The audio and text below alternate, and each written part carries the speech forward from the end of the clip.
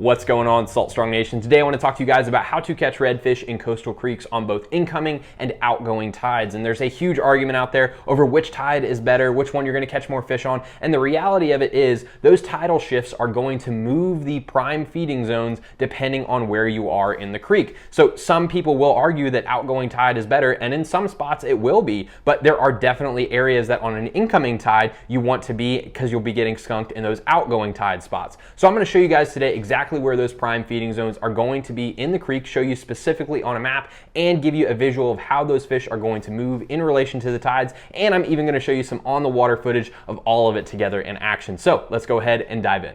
So to first clarify what I mean by coastal creek, because the word creek can mean different things to different people, looking at some satellite images of the creeks that I'm describing, essentially what we're looking for is little offshoots from intercoastal waterways. They could be coming off of flats or larger channels, and essentially the depth range that we're looking at for these creeks is anywhere from 10 feet to just a couple of inches. Typically they are deeper at the mouth of the creek where the water is going to be moving in and out, and that's going to displace sediment, making it deeper. But getting towards the back dead ends of the creek, it could be as shallow as just a few inches. Now, typically looking at the way that current's going to flow on an outgoing tide, what's going to happen is most of that creek is going to end up dry. That's specifically what we're looking for. Creeks that are dry at low tide and then are going to fill back up with water on an incoming tide. Now, when we look at how bait is going to be pushed in and out of a creek, essentially it does follow the current flow. So what's going to happen is on an incoming tide, it's going to bring a lot of bait into the creek. It's going to raise that water level, and a lot of bait is going to go back towards the shallowest areas in that very back dead end spot. That's where they're going to be safest from predators. Now, if we take a look at the outgoing tide, what's going to happen is a lot of that bait's going to get pulled out from the outgoing current, and it's going to be brought again back through that deep hole in the very front of the mouth of the creek. Now, if we start looking at how these feeding zones are going to change depending on the tidal flow, we'll mainly notice that predators are going to follow the flow of bait. They're going to look for areas that they can easily get access to that bait. So we know with redfish, they don't have any problem pushing shallow. So when an incoming tide occurs, all the bait that's getting pushed into the creek is going to be going to the shallowest areas first, and those redfish are going to be right on their tails. So typically what I do with incoming tides is I'll follow those fish in. I will come in from behind at that dead end creek, and I'll work my way up slowly, casting up towards the shallow areas. And you'll find that, as that tide rises, those fish are going to rise with it. So those fish that you just caught 10 minutes later, typically they're going to be even further up in the creek. So you need to constantly move on those incoming tides. That way you can keep up with those fish. And I want to show you an example of how to go after those fish on the water when you have an incoming tide. So as I mentioned earlier, you're going to want to move up into those creeks as that tide rises. You can see the current moving from left to right on the screen towards those dry areas. There's lots of birds, which is another great indicator, but there's also those splashes right there. Those are redfish that are chasing that bait that's moving up with the tide, and those fish are going to be moving up as well. So you need to keep up with them. Here I just made my way around that bend where I saw them originally splashing, and then I got my shot at them and was able to hook up with a nice red. There we go. Nice red. I've been chasing this school the whole way down here. They have rode with the whole tide. Ooh, okay.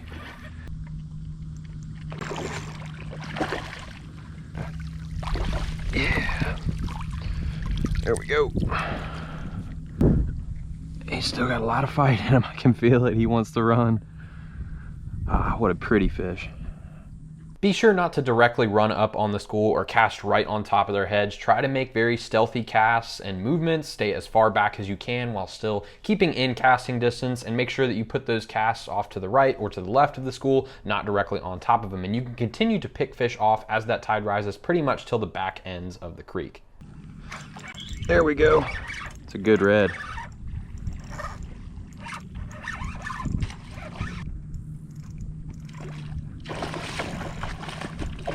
To run a little bit more.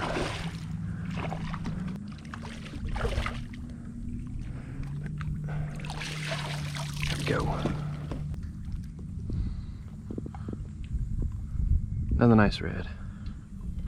Now looking at how that prime feeding zone is going to change on the outgoing tide, it was sitting in the very back of the creek where all that bait got washed up into, and there were all those snails and crabs and things that were sitting there. Now when that bait washes out with the outgoing tide, everything has to move through that little funnel point in the very front of the creek with the outgoing tide. As we talked about, typically on these low tides in these creeks, the back end is completely shallow, so all that bait has to move out through the front, which makes a very concise and tiny zone that all those predators are going to move to get their easiest meal. It's almost like a conveyor belt of food. So all those fish pull back to those deep zones where they know they're not going to get beached at a low tide, and they're going to have access to all the bait that's being washed out. So it just makes for a very easy place to look. With outgoing tides, typically I will only target the mouth of creeks because most of the creek is still very shallow, but you got to remember, all those fish that pushed up in there to hunt that bait on the incoming tide are going to have to drop back out on the outgoing tide. So it just makes for an easy spot to find them. You don't have to chase them up the creek like you do on an incoming tide. So there are pros and cons to each, but I'm going to go ahead and show you guys some on the water footage of a outgoing tide and how easy it is to get patterned in on a bunch of fish really quickly at those creek mouths. So as I mentioned earlier, we're just going to be moving to the mouth of the creek, and that's exactly where I am right now, just sitting a little bit down current of it, and those fish are just going to be stacked up right there at the front waiting for some bait to come out.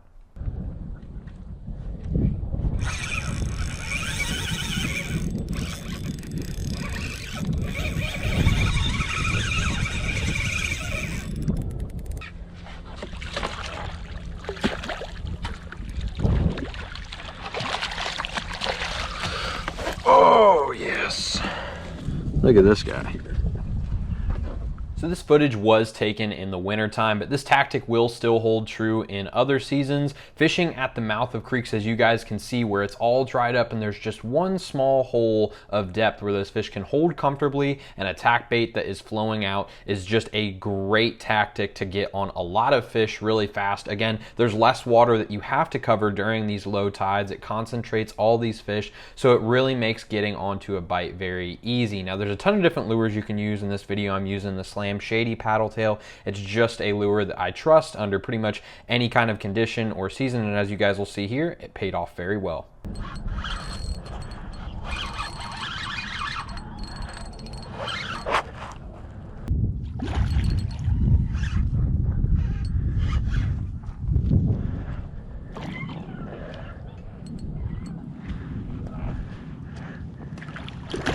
Another great thing about these low tides is these fish become very competitive with each other. Again, they are all concentrated into one small area. So as you guys are going to see here in a second, you can actually catch them cast after cast, back to back. So that was a nice big red, and as you'll see here in a moment, I caught another one on the very next cast.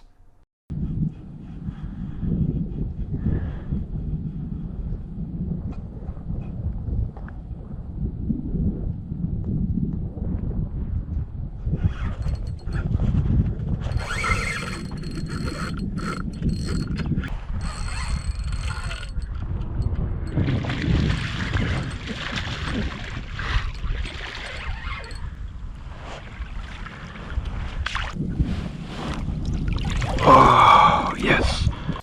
So as you guys saw, it's actually really easy to figure out where the best spots in a creek are going to be depending on how that tide's going to be moving bait in and out, and where those redfish are going to stage to get themselves an easy meal. So if you guys would like to learn a little bit more about how to catch redfish, not just in coastal creeks, but in other areas as well, I highly recommend that you join us in the Insider community, where we'll actually show you where we're fishing on the water every single week, show you the lures we're using, the retrieves, and show you on a satellite map how to pick the best spots, even in areas you've never been to, as well as save you up to 20% on the fishing industry's leading items, rods, reels, lures, everything like that. And this all ties into our 365-day Catch More Fish or It's Free guarantee, where we help you catch more fish using the information that we put on the site, as well as save you money on all the tackle that you're probably already buying. Now, if you guys have any questions, leave them in the comment section below, and I'd be more than happy to respond to you there. But until next time, guys, tight lines. There's something about the water that'll give you peace, all by yourself or with your family. Live salt strong and wear the line today.